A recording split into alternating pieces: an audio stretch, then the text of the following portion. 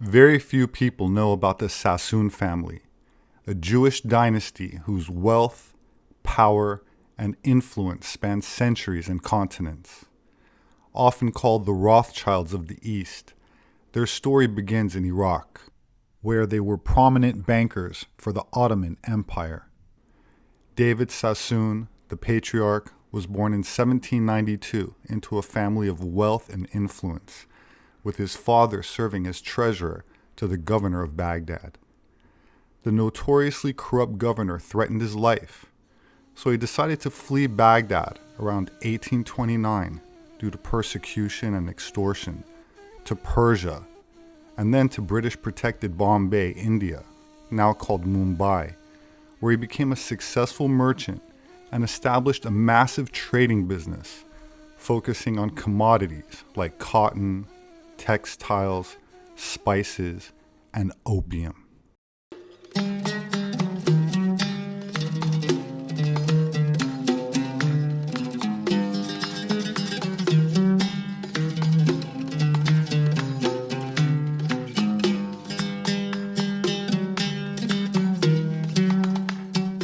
This marked the beginning of the Sassoon family's immense wealth and influence, establishing them as one of the richest families in the world.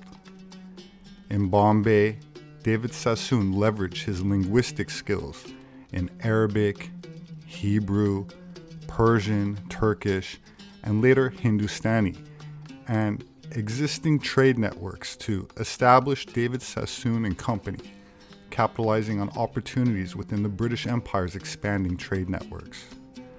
The Sassoons grew opium in India to sell in China, then purchased tea and silk from China to sell in England. Between India and England, trade flowed both ways, where cotton, sugarcane, wheat, and other crops were sent to England, and English manufactured goods would be shipped to India, and profits reinvested to increase opium production, and the cycle would repeat again in a triangular trade.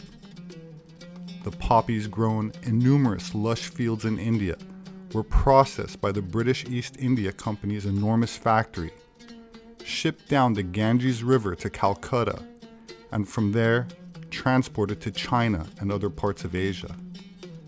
With vast profits to be earned from Chinese and Japanese opium dens, David Sassoon and his 8 sons rapidly expanded their drug dealing business, resulting in endemic drug addiction in China's coastal cities. The Sassoons' rise was deeply intertwined with British colonial interest. After the British East India Company's trade monopoly ended in 1833, private merchants like the Sassoons gained access to lucrative markets. David Sassoon aligned his business with British imperial ambitions, benefiting from the empire's infrastructure, naval power, and political influence. His firm established branches in Calcutta, Hong Kong, Shanghai, and England, creating a global trade network that mirrored the British Empire's reach. The Sassoon family's most significant and controversial role was in the opium trade, which became a cornerstone of their wealth, particularly after the First Opium War from 1839 to 1842, which was fought between Britain and China, triggered by China's attempts to suppress the inflow of opium. China's loss resulted in the Treaty of Nanking, which forced China to legalize opium, open 5 ports to foreign trade, and grant extraterritorial rights to foreigners. This treaty created a lucrative opportunity for the Sassoons. By the 1860s, David Sassoon and Company dominated the opium trade, handling approximately 70% of Indian opium exports to China by outmaneuvering competitors through direct purchases from Indian producers. The opium trade was legal in Britain and widely accepted as a commodity in the 19th century, quoted alongside gold and silver in commercial papers. However, its devastating social impact in China, fueling addiction and economic disruption, contribute to what is now known as China's Century of Humiliation. The Sassoons' wealth from opium was instrumental in their rise, but also tied them to one of the most morally contentious enterprises of the colonial era. The family's influence extended beyond opium, which financed other ventures, such as building the Sassoon docks in Bombay in 1875, the first commercial wet docks, boosting India's cotton trade, investing in cotton mills, real estate, and of course, banking. It is at this time when the Sassoons started intermarrying with the Rothschild banking family, merging two of the most prominent Jewish dynasties of the 19th and early 20th centuries, marking a significant union of wealth, influence, and social standing. Wenn je finna Rothschild, oje diddle diddle diddle diddle diddle diddle dum. Ganze Tag wollt ihr sie bitte bam, wenn je finna reicher Mann. The Rothschilds, an Ashkenazi Jewish banking family from Frankfurt, were renowned for their international banking network across Europe. The marriage between these families connected their commercial and social networks, reinforcing their positions with global Jewish and aristocratic circles. The most notable marriage occurred on October 19, 1887, when Sir Edward Albert Sassoon, who inherited leadership of David Sassoon and Company after his father's death, married Aline Caroline de Rothschild, daughter of Baron Gustav de Rothschild of the Paris branch of the Rothschild family. This marriage was strategic, consolidating ties between the Sassoons' mercantile empire, rooted in Bombay, Shanghai, and London, and the Rothschilds' financial dominance in Europe. The couple maintained close ties with the British elite, including the Prince of Wales, later King Edward VII, and their marriage produced two children, Philip and Sybil, who further integrated the family into British high society. Philip became a prominent politician, serving as a member of Parliament known for his lavish entertaining, and Sybil married Earl of Rothschild, blending the Sassoon Rothschild lineage with British aristocracy. Rothschild means red shield, a color that was used to describe the ancient Phoenicians. Phoenician comes from the ancient Greek word phoenix, which means red, a term used by the Greeks to refer to the seafaring merchants of that region, particularly those from cities like Tyre. But the Phoenicians referred to themselves as Canaanites, and their alphabet, which is what our modern alphabet is based on, was identical to ancient Block Hebrew. In fact, Europe gets its name from Europa, a Phoenician princess from Tyre, the original capital of Phoenicia, 12 miles from the border with modern Israel. That said, Phoenician DNA sequenced from Carthage has been shown to be identical to European. It is in places like ancient Phoenicia where the symbol known as the Seal of Solomon or Star of David was prominently used alongside the swastika, both symbols predating Judaism and finding their Kabbalistic origins stemming from among the ancient Aryan Magi, which means magicians, of Chaldea, which is modern-day Iraq, Turkey, Iran, and Mesopotamia. According to Helena Blavatsky, founder of Theosophy, quote, "The mysteries of the Jews were identical with those of the pagan Greeks, who took them from the Egyptians, who borrowed them in their turn from the Chaldeans, who got them from the Aryans, the Atlanteans, and so on." The Sassoons claimed direct Davidic lineage, the ancient Israelite royal bloodline from which Jesus Christ was believed to be descended. One figure, the noted Kabbalist Avram Sassoon, claimed descent from the fifth son of King David. Cecil Roth, in his book The Sassoon Dynasty, says, quote, "After it attained prominence, the Sassoon clan endeavored to link itself up with these remote but tempting distinguished homonyms.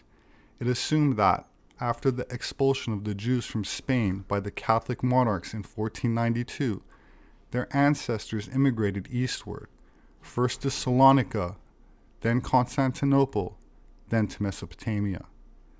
Salonika was the primary home of the Donme, a group of crypto-Jews who publicly converted to Islam in the late 17th century, but secretly continued to follow the teachings of the Sabbatean movement and its founder, Sabbatai Zevi, who declared himself Messiah in 1666, declaring redemption was available through acts of sin, including ritualistic orgies and tantric alchemy thought to awaken dormant mystical abilities, guarded esoteric techniques brought into Europe from the Holy Land by the Knights Templar. When Zevi was imprisoned by the Ottoman Sultan, he was given the choice of conversion to Islam or execution. He chose to convert, and his followers, the Donme, followed suit, converting to Islam publicly, but continuing to practice their Jewish Sabbatean faith in secret. They are considered crypto-Jews, meaning they outwardly adopted another religion, in this case Islam, but maintained their heretical Kabbalistic beliefs privately. A century after Sabbatai Zevi's death, Jacob Frank, a follower of the Sabbatean movement, claimed to be Zevi's successor and also claimed to be a messianic figure.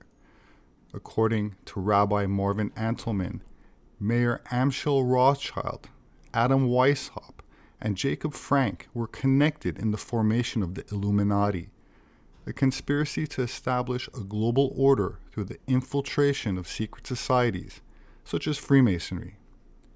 In his book, To Eliminate the Opiate, Antelman asserts that Rothschild financed both Frank and Weishaupt, motivated by a desire to control global finance and advance a Frankist-inspired agenda for a new world order through Jesuit-like organizational structures. This alliance supposedly aimed to destroy traditional Judaism, Christianity, and traditional social structures, paving the way for movements like Communism and Reform Judaism. According to Antelman, quote, "It was the founder of the Rothschild dynasty who convinced Weishaupt to accept the Frankist doctrine, and who afterward financed the Illuminati with the aim of fulfilling the Frankist plot of subverting the world's religions." The Illuminati's goals, per Antelman, included undermining world religions, abolishing monarchies, subverting national borders, and promoting a new world order through infiltration of governments and once noble secret societies. This is said to have influenced events like the French Revolution, Russian Revolution, and modern globalism, which I covered in my video, Subversive Origins of Communism, which is linked in the description. Frank's followers infiltrated Masonic lodges and converted outwardly to Christianity while secretly maintaining their beliefs, allowing them to gain influence in institutions like the Roman Church and Vatican.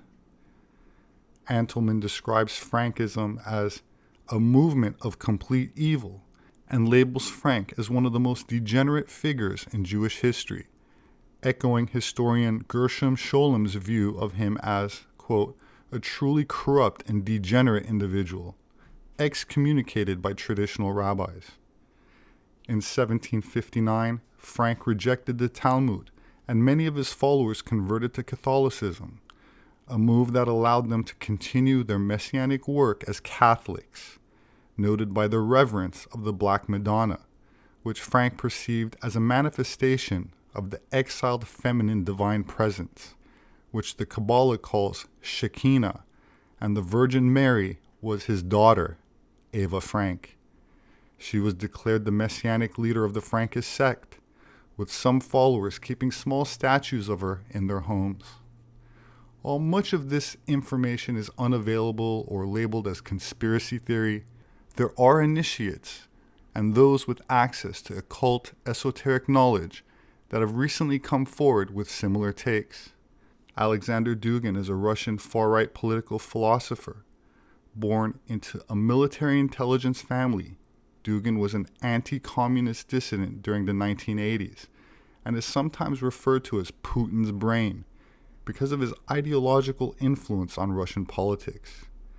Dugin recently posted on X, quote, "First, Rothschilds were Frankist and financed Eva Frank, daughter of Jacob Frank, that was considered to be Matronita, Shekinah herself, or feminine messiah in the eyes of cult followers.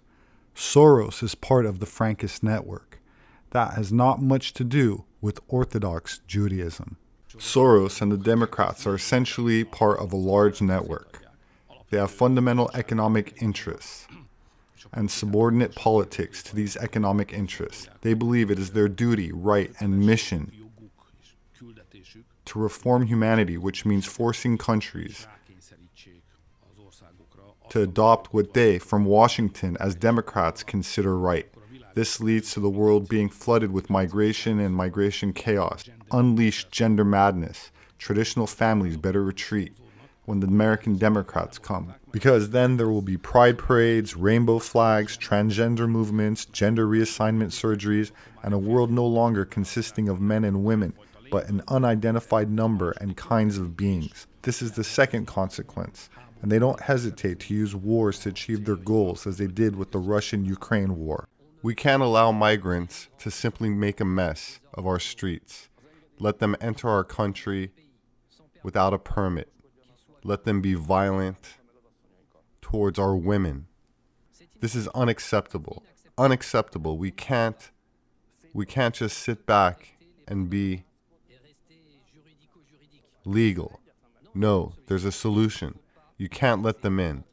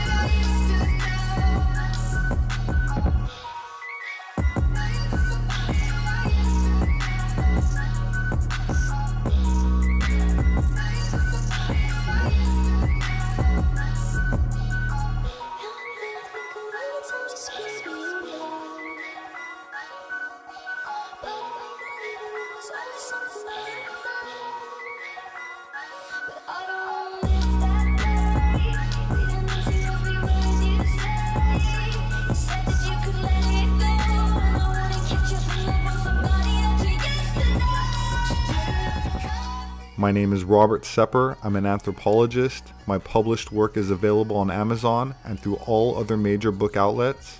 If you'd like to support my work, you can do that through Patreon or various links available in the description section. Please subscribe and leave me your thoughts below as I read all the comments. Stay safe, and I hope to see you again soon.